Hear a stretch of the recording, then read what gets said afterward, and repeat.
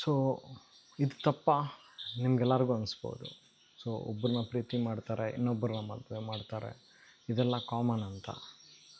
ತಪ್ಪಾ ಅದು? ತಪ್ಪಲ್ಲ. ಆದರೆ ಆ ವಿಷಯನ ಅವ್ರ ತಂದೆ ತಾಯಿ ಹತ್ರ ಹೇಳದೇ ಇರೋದು ತಪ್ಪು. ಫೆಬ್ರವರಿಲಿ ಎಂಗೇಜ್ಮೆಂಟ್ ಆಗುತ್ತೆ.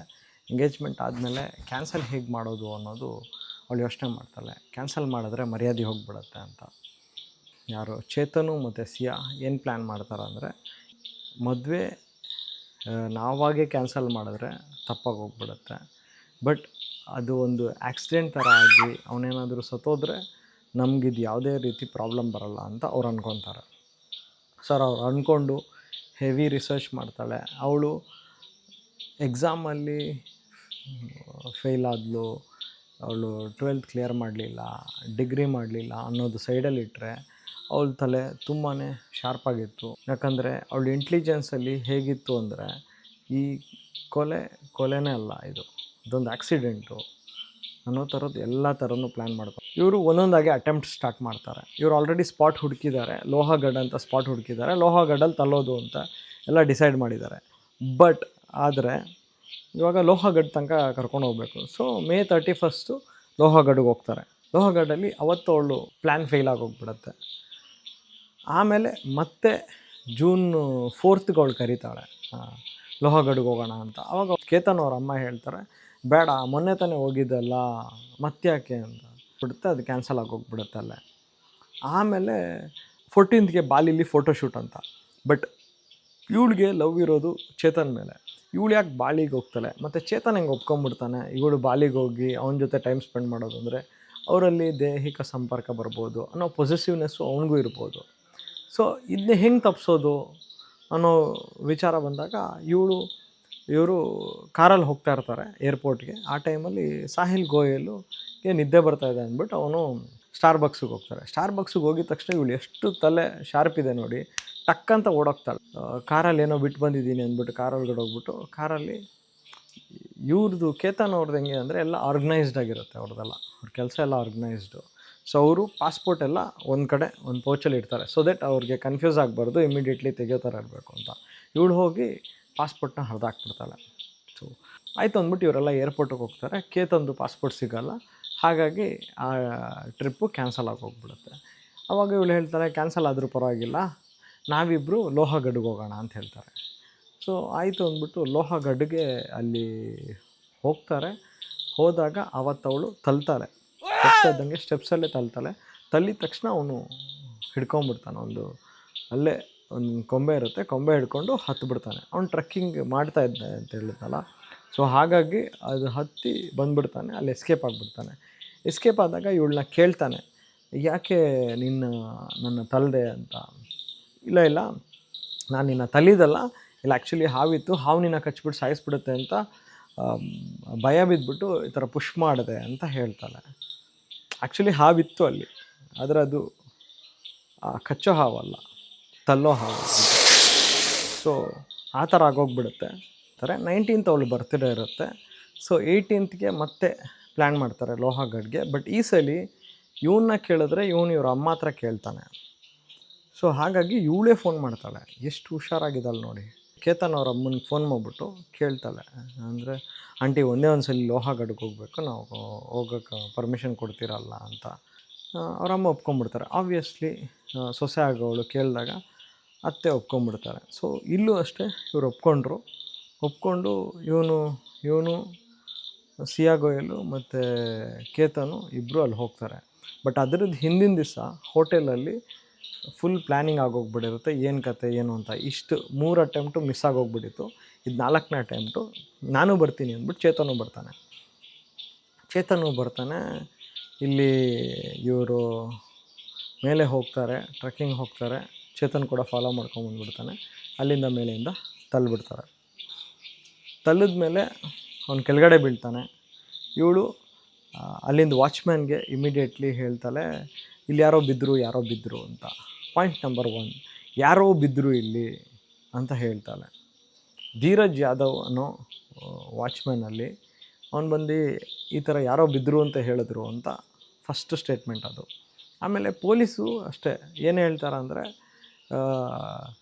ಅವನ ಜೀವ ಇದೆ, ಹಾಸ್ಪಿಟಲ್ಗೆ ಹೋಗಿ ಬದುಕಿಸ್ಬೋದು ಅಂತ ಹೇಳ್ತಾರೆ. ಸುಳ್ಳು ಹೇಳ್ತಾರೆ ಅವರು.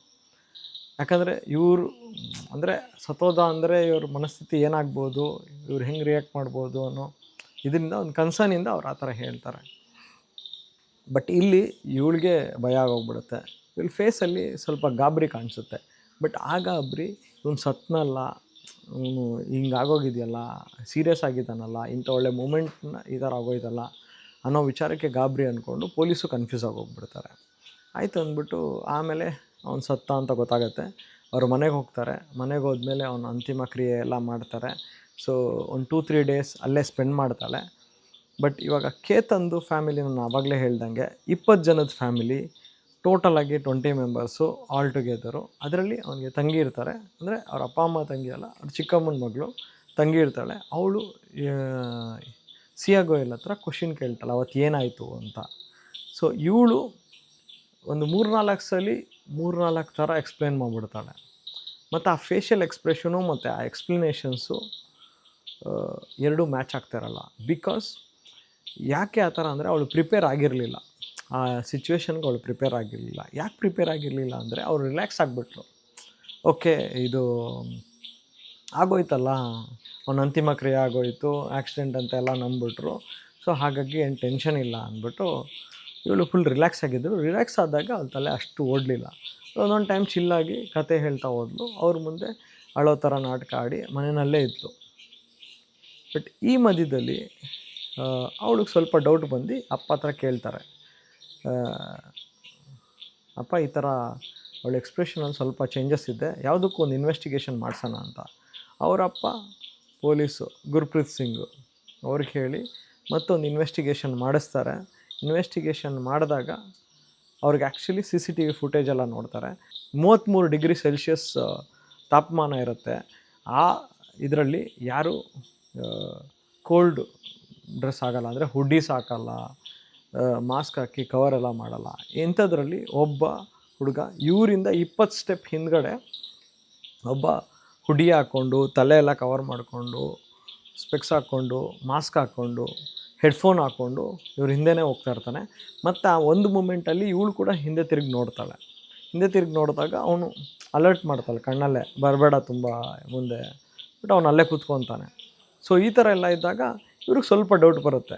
ಆಮೇಲೆ ಅವರು ಇನ್ವೆಸ್ಟಿಗೇಷನಲ್ಲಿ ಹುಡುಕ್ತಾರೆ, ಈ ಸಿಯಾ ಗೋಯಲ್ ಇನ್ಸ್ಟಾಗ್ರಾಮ್ ಅಕೌಂಟಲ್ಲಿ ಯಾರಿದ್ದಾರೆ, ಈ ಥರ ಪರ್ಸ್ನಾಲಿಟಿ ಇರೋರು ಯಾರಿದ್ದಾರೆ, ಅವಳು ಫೇಸ್ಬುಕ್ ಸೋಷಿಯಲ್ ಮೀಡಿಯಾ ಅಕೌಂಟಿಂದ ನೋಡಿದಾಗ ಇವನು ಸಿಕ್ಕಿ ಬೀಳ್ತಾನೆ, ಚೇತನ್. ಸೊ ಆಮೇಲೆ ಅವನದು ಕಾಲ್ ರೆಕಾರ್ಡ್ಸ್ ಎಲ್ಲ ಟ್ರ್ಯಾಕ್ ಮಾಡಿದಾಗ 6-7 ಮಂತ್ಸಲ್ಲಿ ಇವ್ರ ಕಾಲ್ ರೆಕಾರ್ಡ್ ಎಷ್ಟಿರ್ಬೋದು ಅಂತ ಗೆಸ್ ಮಾಡಿ ನೋಡೋಣ. ಗೆಸ್ನ ಹಾಗೆ ಕಮೆಂಟ್ ಬಾಕ್ಸಲ್ಲಿ ಹೇಳಿ.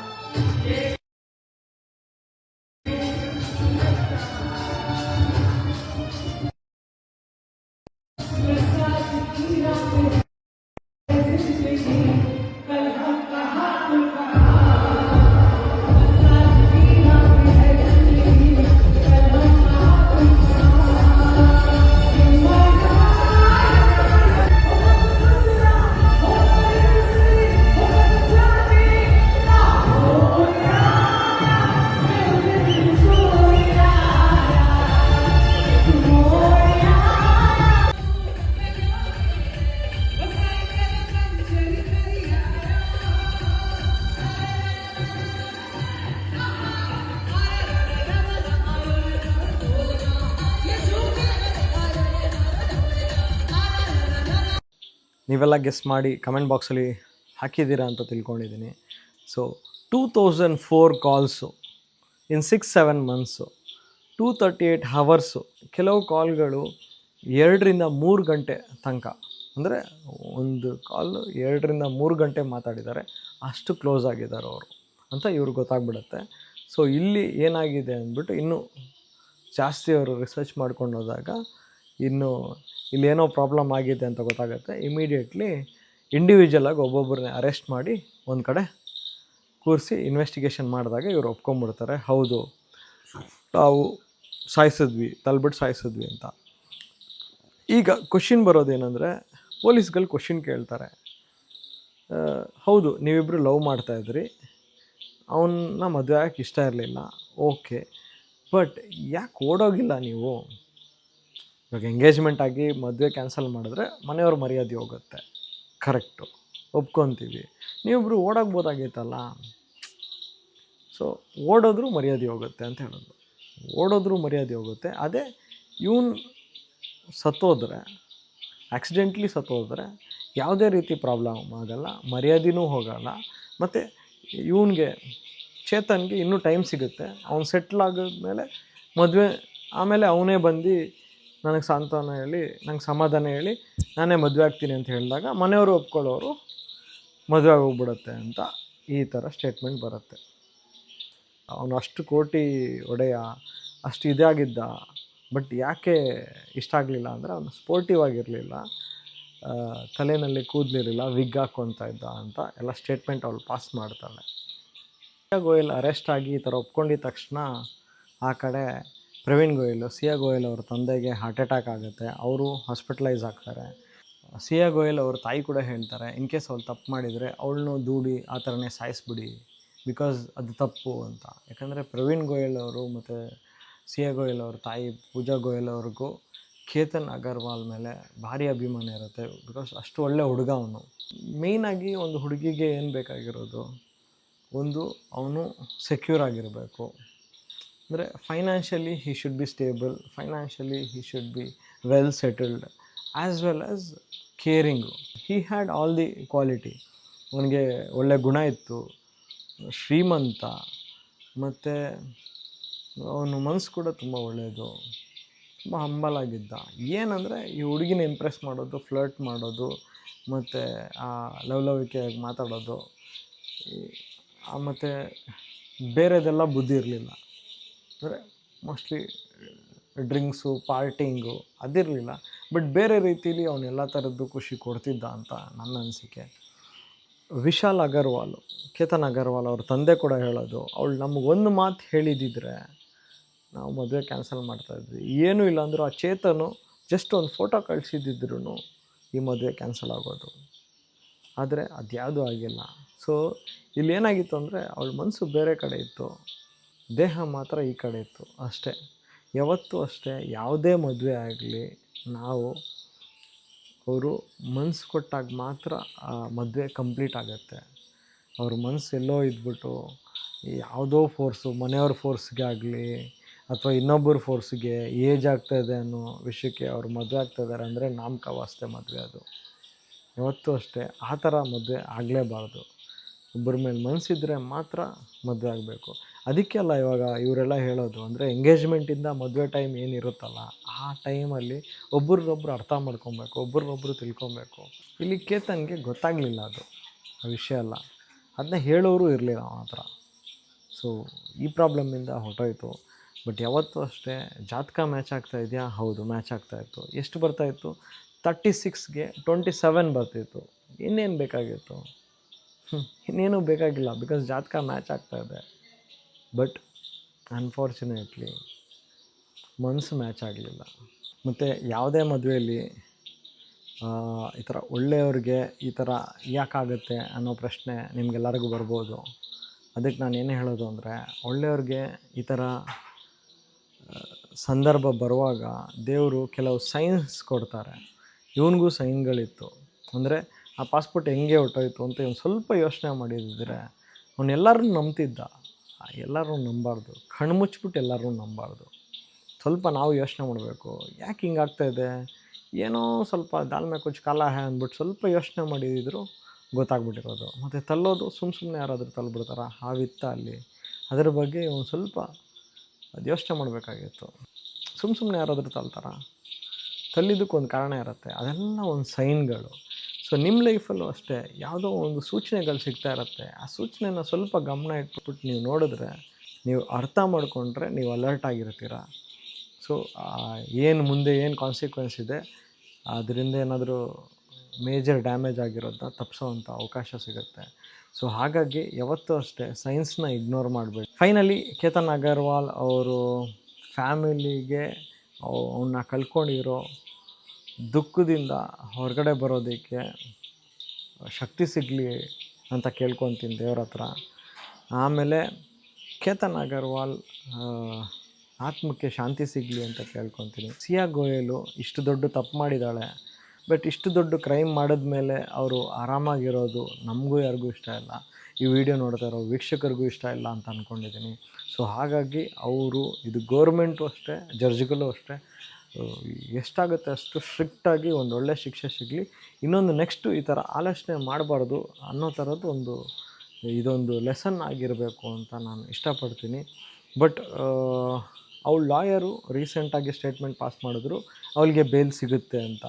ಸೊ ನಿಮಗೆಲ್ಲ ಒಂದು ಆಶ್ಚರ್ಯ ಆಗ್ಬೋದು, ಏನಪ್ಪ ಅವಳು ಪೊಲೀಸ್ ಮುಂದೆನೇ ಒಪ್ಕೊಂಡಿದ್ದಾಳೆ ಅವಳು ಮಾಡಿರೋ ತಪ್ಪನ್ನ, ಆದರೂ ಹೆಂಗೆ ಲಾಯರ್ ಅಷ್ಟು ಕಾನ್ಫಿಡೆನ್ಸಲ್ಲಿ ಬೇಲ್ ಕೊಡಿಸ್ತೀನಿ ಅಂತ ಹೇಳ್ತಾ ಇದ್ದಾರೆ ಅಂತ.